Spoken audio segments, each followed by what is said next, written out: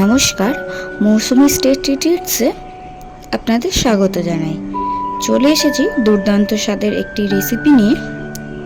আমার আজকের recipe sweet কর্নের কাটলেট। সুইট কর্ন তো আমরা অনেকেই সেদ্ধ করে শসা দিয়ে স্যালাড হিসাবে খেয়ে থাকি। বারবার স্যালাড হিসাবে খাবার থেকে সুইট কর্ন একবার এইভাবে কাটলেট বানিয়ে খেয়ে দেখতে পারেন। যারা ডায়েট করছেন তাদের কথা মাথায় রেখে আমার আজকের এই রেসিপি। তো চলুন রেসিপিটি শুরু করা যাক। প্রথমেই কর্নগুলো মিক্সার গ্রাইন্ডারে একবার ঘুরিয়ে নিয়েছি। এখানে আমি 2 কাপ মতন সুইট কর্ন ব্যবহার করেছি। এবার এরই মধ্যে গ্রেট করে রাখা আলু দেব। আমি এখানে মিডিয়াম সাইজের একটা আলু গ্রেট করে নিয়েছি।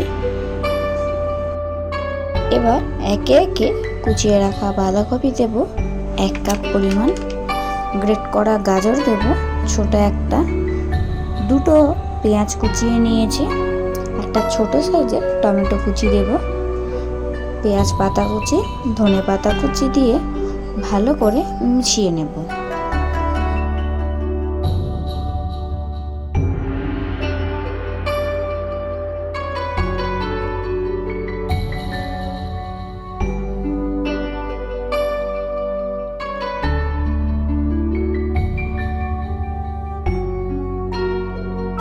কুচানো সব সবজিগুলো মিশিয়ে নেওয়ার পর একে একে গুঁড়ো মশলা দেব।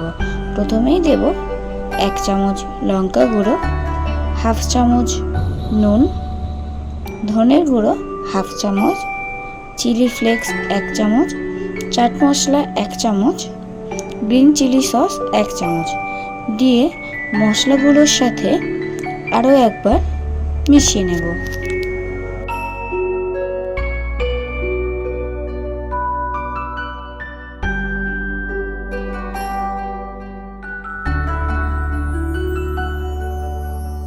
মশলাগুলো দিয়ে মিশিয়ে নেওয়ার পর এর মধ্যে দিয়ে দেব 2 চামচ বেসন, 2 চামচ কর্নফ্লাওয়ার দিয়ে 1 চামচ আদা ও রসুন বাটা দেব।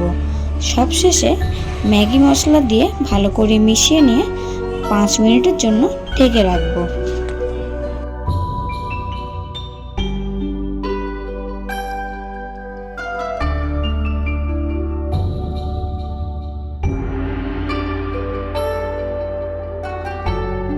পাঁচ মিনিট ঢেকে রাখার পর এবার 2 হাতে তেল মেখে কাটলেটগুলো একে একে তৈরি করে নেব। আপনারা চাইলে গোল গোল বলের আকারে তৈরি করতে পারেন।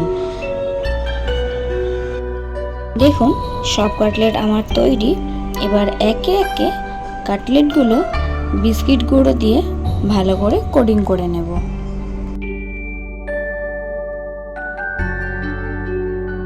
বিস্কিট গুঁড়ো দিয়ে কোটিং করার জন্য আমি কোনো রকম ময়দা বা ডিমের ব্যাটারে কাটলেটগুলো ডোবাচ্ছি না, শুধু কাটলেটগুলো হাত দিয়ে তৈরি করে বিস্কিট গুঁড়োতে কোটিং করে নেব। এবার এগুলো ভেজে নেব। একদম লো ফ্লেমে রেখে কাটলেটগুলো ভেজে নেব। কাটলেটগুলো ভাজতে আমার 16 থেকে 17 মিনিট মতো সময় লেগে যায়। হাই ফ্লেমে কাটলেটগুলো বেশি পুড়ে যাওয়ার চান্স থাকে, ওই জন্য একদম লো ফ্লেমে কাটলেটগুলো ভেজে নিচ্ছি। এক পিঠ ভালো করে ভাজা হয়ে গেছে। এবার উল্টে দিয়ে অপর পিঠগুলো লালচে করে ভেজে নেব।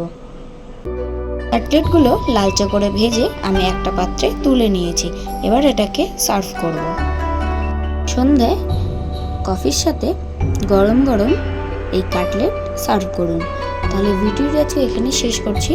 আপনারা ভালো থাকবেন, সুস্থ থাকবেন। আমার রেসিপিটি কেমন লাগলো সেটা অবশ্যই কমেন্ট করে জানাবেন।